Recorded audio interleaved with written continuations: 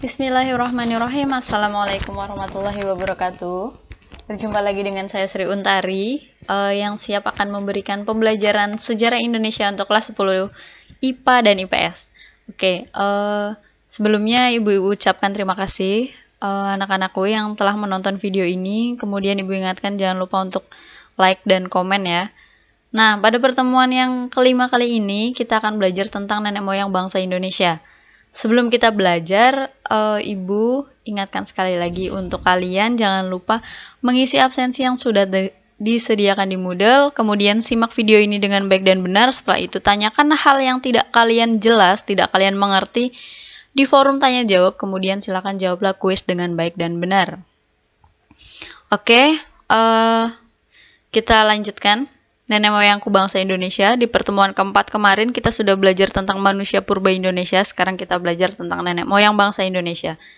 Siapa sih nenek moyang bangsa Indonesia? Nah, biasanya kalau di kelas Ibu akan bernyanyi bersama ya. Mungkin kalian masih ingat lagu masa kecil kalian tentang nenek moyangku seorang pelaut. Nenek moyangku seorang pelaut. Silahkan bernyanyi jika kalian ingin bernyanyi. Kalau belum tahu lagunya silakan cari di internet ya, di YouTube lagunya bagaimana nenek moyangku seorang pelaut. Kemudian pernah nggak sih kalian berpikir apa iya benar nenek moyangku seorang pelaut dulu? Apa iya benar dia sudah mengarungi samudra yang luas? Apa benar ia menerjang ombak? Kemudian apa benar dia sudah terbiasa menempuh badai? Nah, untuk kali ini kita akan belajar tentang nenek moyang kita ya. Oke. Yang pertama kita masuk ke teori asal-usul nenek moyang bangsa Indonesia. Nah, teori ini dibagi menjadi 3 teori. Pertama teori Nusantara, kedua teori Yunan, dan yang ketiga adalah teori Afrika. Yang pertama adalah teori Nusantara. Teori Nusantara berkata, manusia purba yang menghuni wilayah Nusantara berasal dari Indonesia sendiri. Pandangan ini menentang pendapat yang mengatakan bahwa manusia purba Indonesia berasal dari luar. Nah, hal ini didasarkan pada penemuan-penemuan fosil manusia purba Indonesia yang sangat beragam. Yang kemarin sudah kita bahas ya, ada di Sangiran, ada di Trinil, dan lain sebagainya. Nah, sama halnya dengan pendapat Eugen Du Bois, beliau berpendapat kalau manusia purba itu sangat menyukai iklim yang tropis. Dan Nusantara merupakan salah satu iklim tropis yang cukup digemari manusia purba. Makanya, teori Nusantara ini cukup kuat ya, karena buktinya juga cukup kuat. Kemudian yang kedua adalah teori Yunan. Teori Yunan berkata, manusia purba yang menjadi nenek moyang bangsa Indonesia berasal dari Yunan. Yunan itu Tiongkok ya. Nah, mereka kemudian tinggal di beberapa daerah di Asia Tenggara, terutama di Vietnam atau di Dongson. Makanya teori ini didasarkan pada nanti banyak ditemukannya kebudayaan Dongson. Nah, teori ini juga cukup lemah. Kenapa lemah? Karena kebudayaan Dongson itu nanti mengacu pada migrasi Deutero-Melayu, Proto-Melayu yang nanti akan kita pelajari. Yang ketiga adalah teori Afrika.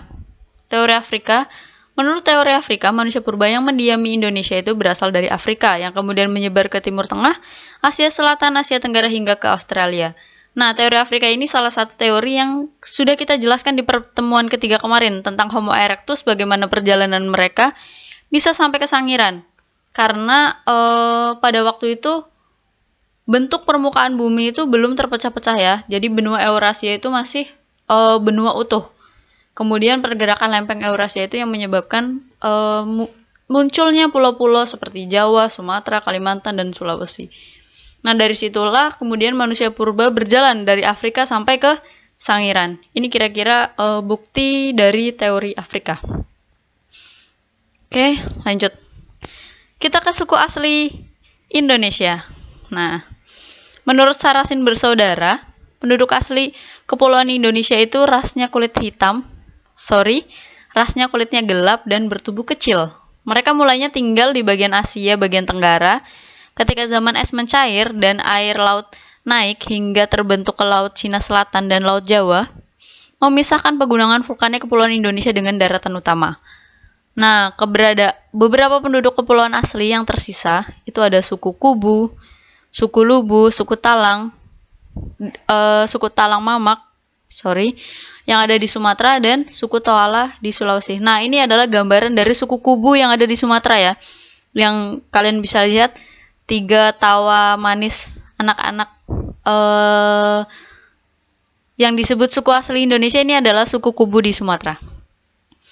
Nah, ini kira-kira dokumentasi dari Tropenmuseum tentang suku Kubu.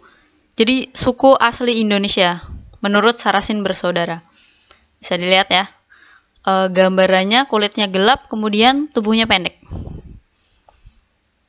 Nah, kemudian selain suku asli, datanglah beberapa para pendatang. Para pendatang ini nanti jumlahnya lebih banyak, yang kemudian akan membawa kebudayaan baru, kebudayaan Neolitikum, yang nantinya akan menggeser kedudukan penduduk asli yang tadi sudah kita sebutkan ya, makanya tersisa hanya di suku Kubu, suku Lubu, Talang Mamak, dan Toala. Nah, sebagian besar Indonesia kemudian siapa? Sebagian besar Indonesia adalah para pendatang. Nah, para pendatang ini dibagi menjadi 4. Ada Proto-Melayu, Deutero-Melayu, Melanosoid, dan Negroid serta Wedit. Negroid dan Wedit itu hampir sama ya, jadi ibu satukan aja. 4. Kita akan bahas satu-satu. Yang pertama adalah Proto-Melayu. Proto-Melayu diyakini sebagai nenek moyang orang Melayu Polinesia yang tersebar dari Madagaskar sampai ke pulau-pulau paling timur di Pasifik. Mereka diperkirakan datang dari Cina bagian selatan. Nah, biasanya dari Cina bagian selatan atau di daerah Yunan, mereka bermigrasi ke Indochina dan Siam, kemudian sampailah di Kepulauan Indonesia. Suku asli Proto-Melayu yang sekarang masih tersisa itu biasanya ada di suku Batak, suku Dayak Toraja, Alas, dan Gayo. Makanya bisa dilihat ya, orang-orangnya lebih ke berbeda dengan kita gitu. Maksudnya berbeda dengan orang Jawa, Berbeda dengan orang Jawa karena dasarnya adalah mereka Proto-Melayu atau bangsa Melayu tua. Tuh ya. Nah, ini ciri-cirinya Proto-Melayu itu biasanya rambutnya lurus, kulitnya kuning kecoklat-coklatan, kemudian matanya lebih sipit. Makanya banyak yang bilang ya, orang Dayak itu cantik, orang Gayo itu cantik karena dia berasal dari Yunan. Gitu ya, bangsa pendatang. Kemudian yang kedua adalah Deutero-Melayu atau bangsa Melayu muda. Deutero-Melayu merupakan ras yang datang dari Indochina bagian utara. Kalau tadi datang dari bagian selatan, sekarang datang dari bagian utara. Mereka membawa kebudayaan baru berupa perkakas dan senjata besi di Kepulauan Indonesia, yang disebut nanti kebudayaan Dongson. Nah, semua penduduk di Kepulauan Indonesia, kecuali ras-ras yang tadi Ibu sebutkan, ada Batak, Gayo, Dayak, kemudian dan beberapa penduduk Papua, itu sisanya adalah Deutero-Melayu. Jadi Deutero-Melayu ini yang paling besar populasinya. Ada Jawa, Bali, Kalimantan selain Dayak ya. Kemudian ada Sulawesi, Nusa Tenggara. Itu sebagian besar merupakan Deutero-Melayu. Gitu ya. Lanjut, ciri-ciri Deutero-Melayu. Nah, ras ini biasanya memiliki kulit sawo matang. Rambutnya lurus, badannya tinggi dan ramping, bentuk mulut dan hidungnya itu sedang. Ya, dan tulang rahangnya lebih kecil dari Proto-Melayu. Makanya coba nanti kalian perhatikan, apa iya benar orang-orang Proto-Melayu memiliki rahang yang lebih besar dari orang-orang Deutero-Melayu. Nanti coba kalian perhatikan ya. Kalian juga bisa melihat kira-kira saya termasuk keturunan Proto-Melayu atau keturunan Deutero-Melayu atau Melanosoid atau yang lainnya. Itu ya. Nah, lanjut yang ketiga adalah Melanosoid. Melanosoid adalah yang tersebar di lautan Pasifik di pulau-pulau terletak bagian timur. Biasanya itu bagian Irian dan benua Australia. Yang termasuk di Kepulauan Indonesia adalah mereka yang tinggal di Papua Barat, Ambon, Maluku Utara, dan Nusa Tenggara Timur. Nah, itu merupakan orang-orang Melanosoid ya, keturunan Melanosoid. Ciri-ciri Melanosoid biasanya kulitnya lebih hitam, kemudian rambutnya hitam dan keriting, memiliki bibir yang lebih tebal, postur tubuhnya tegap, dan hidungnya lebih melebar. Nah, ini bisa dilihat ya, ciri-ciri Melanosoid. Biasanya tersebar di Indonesia bagian timur. Nah, ini Negroid dan Wedit. Negroid sebelum kedatangan kelompok Melayu tua atau Proto-Melayu dan Deutero-Melayu.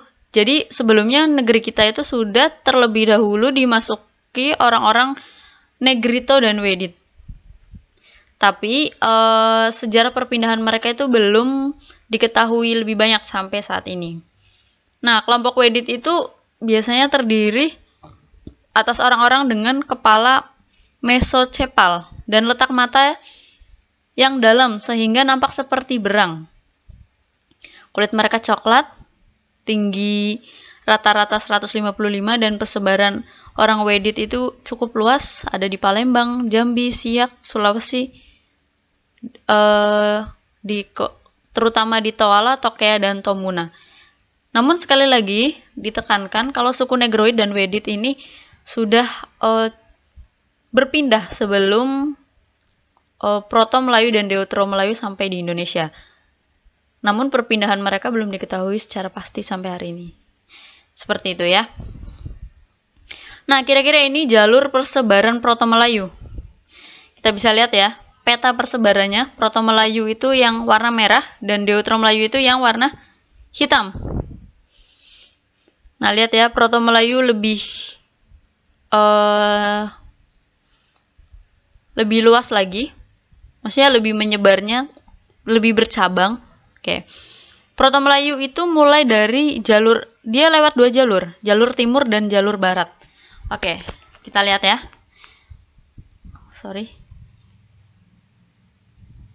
Jalur barat itu dari Semenanjung Malaya sampai ke Sumatera.